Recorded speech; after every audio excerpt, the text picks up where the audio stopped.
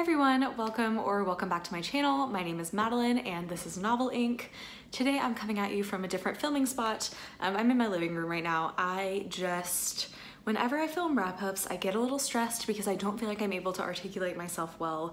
Even though I know that I am, I just feel not confident in them, and they just kind of stress me out. So I was like, I'm gonna film somewhere cozy that I find relaxing. So that's what we're doing today. Also, my hair is pulled back, which it like never is. So you're seeing a rare side of Madeline today. Today, I'm gonna be doing my November wrap-up, talking about all the books that I read during the month of November. I was able to read 13 books in November. Actually, it was 12 books and one novella. That number is a little bit low for me. However, I read a lot of books with high page counts in November, so I will call that a win. This month, I think I'm gonna organize it by category because I had 3 main categories of reading during the month of November. I had 2 main ones. And that was Nonfiction November, which I made a TBR video for, and I participated in all month long. And then also Infernal Reread, which was a reread of the Infernal Devices trilogy by Cassandra Clare that I did with my friends Jane and Chandler. And then the third category is just miscellaneous books. So basically we have nonfiction, Shadowhunters rereads, and miscellaneous books. So without further ado, let's go ahead and get into it. I'm gonna start with the books that I would consider miscellaneous because I only have 2 of them to talk about. The first of those, and the first book that I read in November, was The Art of Losing by Lizzie Mason. This is an arc. This book comes out in January or February, I can't remember which. I really enjoyed this. I think that if you are someone who likes darker young adult contemporaries, this is one that you might really enjoy. The Art of Losing follows our main character, Harley, whose sister is in the hospital in a coma, and Harley is struggling with a lot of guilt over her sister's condition. The evening of the accident that put Audrey into this coma, Harley was at a party and found her younger sister, Audrey, and her boyfriend kissed. Basically, she found her boyfriend cheating on her with her younger sister. She stormed out of the party in a rage, and then it turns out that her little sister was put into a coma because Harley's boyfriend drove her home while he was drunk. So it is a little bit heavy, definitely deals with heavy themes of grief and loss, and also really wonderful portrayal of substance abuse in this book. We get portrayals of alcoholism and just substance abuse in general that I thought were really well done and really well portrayed, and I know that is own voices as well. Like I say, just a bit of a darker young adult contemporary. It really has a heavy focus on just relationships of all kinds, whether those be romantic, friend or family relationships. And if you like sibling books, I think that this is one you would enjoy as well. Overall, I think this was a really strong debut. Lizzie Mason actually is a publicist at Bloomsbury. This is her debut novel, and I've worked with her on some publicity things when I worked with Bloomsbury, so I'm really happy for her that she's getting this published, and I think it's a really strong debut, and I can't wait to read what she writes in the future. The only other book that I have really to put in this miscellaneous category this month is a book that completely snuck up on me, and I ended up loving this so much more than I expected, and that was Darius the Great is Not Okay by Adib Khorram. I read this all in one day, pretty much in one sitting, sitting on this very couch, and it was so beautiful. This is definitely a book I would classify as a quiet YA. In this book, we follow our main character, Darius, who travels to Iran with his family to visit his extended family there for the first time and meet them for the first time. And it's about him getting to know his family and where his family is from and his roots and his culture, but he's also really kind of getting to know himself while he's in Iran. I just loved this. Like I say, it was just quiet and beautiful and poignant, and it just explored so many parts of being a teenager that I don't see explored this well in YA fiction really ever. Darius was such a multifaceted character. We get so many important discussions of like identity and being biracial and being fat and being mentally ill. A lot of great discussion of mental illness, really good depression rep in my opinion. Like I say, I just absolutely loved this. It's enchanted me. I definitely foresee this ending up on my top books of 2018 list because I loved it and I can't recommend it highly enough. Okay, next, I want to get into the books I read during Nonfiction November, which I participated in this month. I read so much great nonfiction this month, and I'm so happy that I decided to do Nonfiction November because though, I said this in my TBR for Nonfiction November as well, like though I read a lot of memoirs all the time. I don't pick up straight nonfiction as often as I should. And I don't know, I read so many great nonfiction books this month, so let's just get into them. The first one was There Will Be No Miracles Here by Casey Gerald. This is the arc. This came out in October. I listened to the audiobook because it was narrated by Casey Gerald himself. This is a memoir. Casey Gerald is a Black gay man who grew up in poverty but ended up going to Yale to play football and ended up being very successful at Yale, and then also in turn after that being very successful in the world at large. Through this, he's speaking kind of as someone who has achieved the American dream, about the ways in which the American dream is engineered to keep out people who look like him in a lot of ways. And I found that really interesting. I will say I was expecting to like this more than I did. I really, like, once we hit the chapter where Gerald got to Yale, it really took off for me. Like the first half of this, which was chronicling his childhood, I didn't care for it. I didn't really see a common thread going through, which I really, with memoirs, I like to have a common thread that seems to be connecting. Like, you know, memoirs are just the story of a person's life, but I also think that they serve to tell broader stories a lot of times, and I know this was trying to tell a broader story, and I don't think it always succeeded in that. I felt like it veered off track in a couple of places. Once Gerald got to Yale, I loved reading about everything from then on. Like if it had started there, this probably would have been like a 4.5-star book for me, but I ended up reading this 3 stars. I liked it and I think it's worth a read. I also will say, like, just personally, there was like a lot of religious talk in here because Casey Gerald is a very religious man, and that just it's not something that I personally could like relate to. So I liked this, but I didn't love it. Like I say, would still recommend it if you're interested in the subject matter, but this ended up just kind of being okay for me. Okay, then for Nonfiction November, I read We Were 8 Years in Power by Ta-Nehisi Coates. This is a collection of 8 different essays that Coates wrote during the Obama years. You get 1 essay from each year of the Obama presidency, and I loved this. I've said a couple of times that I really love Coates's Between the World and Me. It's one of my favorite nonfiction books, and this was so fantastic. I kind of want to push Ta-Nehisi Coates' books into the hands of people who see nonfiction as kind of like dry and lifeless, because his writing is so lyrical and his sentences are so just like beautifully constructed, and it really, like, his work really shows for me that nonfiction can be beautiful.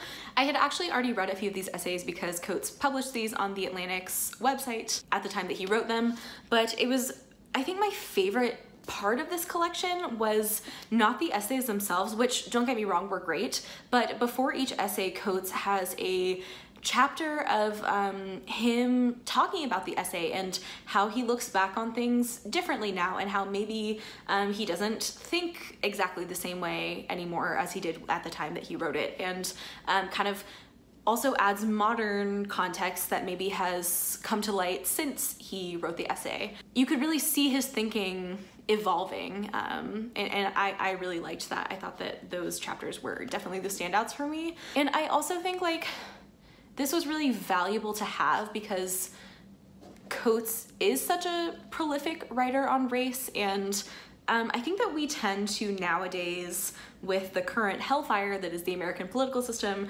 view the Obama administration with very rosy glasses. And don't get me wrong, I love the Obamas, as you will see later in this wrap up, and I respect them a lot and I think they're great people, but, you know, not everything was perfect, and I think it's okay to acknowledge that, and I think it's especially important to acknowledge that now when the Obamas seem so amazing in comparison to what we currently have. Like, they still weren't perfect, they were still human, and they didn't fix everything, you know? This was great, beautifully written, well constructed, so just really smart altogether. I would definitely recommend this. I will say it took me forever to read this. I read this pretty much the entire month. I started out reading 1 essay a day, and then I just, like, this is one of those books that you want to read with your full attention. Like, I had to really concentrate on each of the essays, I felt like, to really grasp everything in them. And I'm glad that I did, and that I did read it slowly, but I will just say that it did take me a really long time to read. I also think Coates could stand with a little more intersectionality in some of his essays, but overall this was really, really strong, and I gave this 4.5 stars. Next, I read another memoir, and that was March, Book 3 by John Lewis, Andrew Aiden, and Nate Powell. This is the conclusion to this part of Congressman John Lewis's 3-part graphic novel memoir series called March about his involvement in the civil rights movement. He's actually coming out with another graphic novel series starting in 2019 about his time running for office, but this is purely about his involvement in the civil rights movement. I don't know what to say. I loved this. I mean, I think that this and its 2 predecessors should all be a required reading for people living in the US. It's just so effective, and this graphic novel medium is such an effective way to tell John Lewis's story. I cried so much reading this. John Lewis is also my congressman personally, so I have a lot of respect for him like as one of his constituents. There was a panel that I like cried over with my best friends of John Lewis and President Obama hugging at Barack Obama's like 2008 inauguration, and I was just sobbing on my, like, this was so good. If you have not started this series, you have to. It's amazing. And I think actually this book 3 was probably my favorite in the whole trilogy. Highly recommend this. 5 stars all the way. Then I listened to another audiobook, and I feel like I've talked about this book so much, and if you follow me on any other social media, you're probably really tired of hearing about this book, but it was Bad Blood by John Kerry. Bad Blood, Secrets and Lies in a Silicon Valley Startup. This was shocking. It was a page turner. It was full of just like absolutely jaw-dropping moments. If you are not aware, Bad Blood chronicles the rise and fall of the tech startup Theranos. Theranos was started in the early 2000s by a very promising Stanford dropout named Elizabeth Holmes. It ended up dissolving in the like 2010s because of just like endless scandals and ridiculousness. Like I say, this was just absolutely shocking. Like the whole time I was reading, I was like, this is a thriller. But all of this actually happened, and like I simply don't even, like, the extent of the lies in this book was just mind-boggling. I can't even believe that this happened.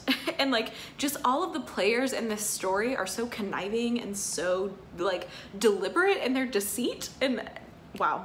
Also, towards probably the last third of the book, the journalist who published this book, who is the journalist who originally broke this story about Theranos, he kind of becomes a character in the story itself, so it's a little bit meta. It was a really cool thing to read about. I will say I wish there had been a little bit more commentary on like how this deceit on such a large scale could have even been carried out, and like the circumstances that made that possible. Like I say, my jaw was on the floor the whole time while I was reading this. Loved it. 4.5 stars. Definitely one of my favorite nonfiction books I've read in quite a long time. The last nonfiction book I read in November was Becoming by Michelle Obama. I had pre-ordered this on Audible so long ago, and then when it came in, I just like freaked out because I had totally forgotten that it was coming in, and it was so good. This is Michelle Obama's memoir, and it starts in her childhood and goes all the way up through the Obama years. I expected to love this because I respect and love Michelle Obama as a person, but I truly loved this, and I think what really surprised me about it is like I expected it to be well written, but she really wrote so beautifully and lyrically at times that it like really surprised me, especially some passages like about her childhood like were just really beautifully constructed, and I really appreciated how strong the writing was. This was so interesting to read because I feel like Michelle Obama is a fairly private person, and so I enjoyed getting this kind of glimpse into her life. If you like Michelle Obama as a person, this is definitely a must read. I listened to it on audio, and of course it was narrated by Michelle Obama herself, and it was fantastic. I loved it so much, and I'm so glad that I got to read it. This got 5 stars from me. I loved it. Okay, so those are all the nonfiction books I read in November. Now we get to the third and final category of this wrap up, which is my Shadowhunter Chronicles partial reread. So I started out this month planning to reread The Infernal Devices by Cassandra Clare because I was doing the #Infernal reread read along with Jane and Chandler. So I did reread all 3 of the Infernal Devices books, and it was such a valuable experience. Number 1, rereading them before Queen of Air and Darkness, but also number 2, this was my first time rereading them as an adult. And I had only ever before read them at the time of their publication. So like in the case of the first book, Clockwork Angel, it had been 8 years since I read that book, and I think it was much needed. The reread was much needed. I really enjoyed this trilogy. It's always been one of my favorites, and I think it definitely held its place as one of my favorites. The first and second book I was just okay about because I think comparatively Cassie Clare's writing has grown so much since she published those first two books, and that's very evident when you're reading them. But the third book, Clockwork Princess, is I maintain like probably my favorite series ender ever. I just think it is such a strong conclusion and all the pieces come together in such a beautiful way, and I don't know, this series, like, it made me really emo. Like, just rereading it, I've always been trash for the Shadowhunters books. I've been reading these books for like 8 years, and I will always be trash for them. Like I say, the first two books, like, you can definitely tell Cassandra Clare's writing has improved, but like the stories and the concepts and especially the characters have always been some of my all-time favorites and probably will continue to always be some of my all-time favorites. I actually vlogged my experience of rereading this entire trilogy, so I'll link that reading vlog in the cards and also down below if you want like my fuller thoughts on this reread, but suffice it to say, I really enjoyed them and I'm very happy that I reread them. Then I finished with enough time to decide to reread both Lady Midnight and Lord of Shadows, which are the first two Dark Artifices books. I wanted to reread them in preparation for the release of Queen of Air and Darkness, which came out at the beginning of December. I love the Dark Artifices. The writing is on a whole other level from any of Cassie Clare's other books. Lady Midnight in particular is probably my favorite Shadowhunters book. It and Clockwork Princess are kind of battling it out for that title, but I just think Lady Midnight is a well-constructed like masterpiece, and it weaves together like so much of what we know about the Shadowhunter world, but also introduces us to new parts of the Shadowhunter world, and I love that book and I think it's such a strong series opener. Lord of Shadows I also loved. I had forgotten so much from both Lady Midnight and Lord of Shadows, and I'm really glad I decided to just take the plunge and reread them, even though they're both like over 500 pages and, you know, it was a substantial amount of time. Like, it was very worth the reread because I had just forgotten so much, and also the first time I read both of them, it took me forever to finish both of them. So this time I was able to get through them a lot quicker, which was awesome. Like I say, it was such a good reread and I loved it. And I don't know what to say because, like, number one, it wasn't my first time reading these books, and number two, like, I feel like we all are so familiar with the Shadowhunters books by now. Like, I don't really, you know, I don't have a lot to say. But I loved this experience of rereading the Shadowhunter Chronicles. Honestly, huge shout out to Jane from It's Jane Lindsay for like putting up with my stupid ass texts during this whole reread. Like, we both just got sucked back in together, and it was a really fun experience to do that alongside a friend who, like, and especially alongside a friend who also I feel like has a similar level of cynicism for all the bad parts of this series and like a similar amount of love for the good parts. It was great. Shout out to Jane. So that was my Shadowhunters reread. As far as like final ratings go, I gave Clockwork Angel 4 stars, Clockwork Prince 4 stars, Clockwork Princess 5 stars, and both Lady Midnight and Lord of Shadows got 5 stars as well. Hello, Editing Madeline here. I just realized I never talked about the novella that I read in November, and that was also Shadowhunters related. It was the 8th novella in the Ghosts of the Shadow Market novella series, which Cassandra Clare has been publishing. It's the last one that will come out before the bind-up comes out in June, I think, of next year. So I said in last month's wrap-up that I just love the Ghosts of the Shadow Market novella series, and this particular story, like, I didn't love the plot of this one as much, but the ending killed me in a good way. Like, I was so happy, and just the ending made it a 5 stars for me. So I will just say, if you like Jem, and especially if you ship Jem and Tessa, you have to read it. It was called Through Blood Through Fire, by the way. I don't think I said that, but it was so good, and it was a 5-star novella for me. With that, that is the end of all of the books that I read during the month of November. It was an interesting mixed bag of reading this month, but I ended up reading a lot of things that I really loved. If you take one thing away from this video, I hope that it encourages you to pick up some nonfiction, because I had such a good time reading a bunch of nonfiction in November. I think that about does it for this video. As always, I will leave all of my social media links down below so that we can be friends. Thank you so much for watching, and I will see you very soon in another video. Bye!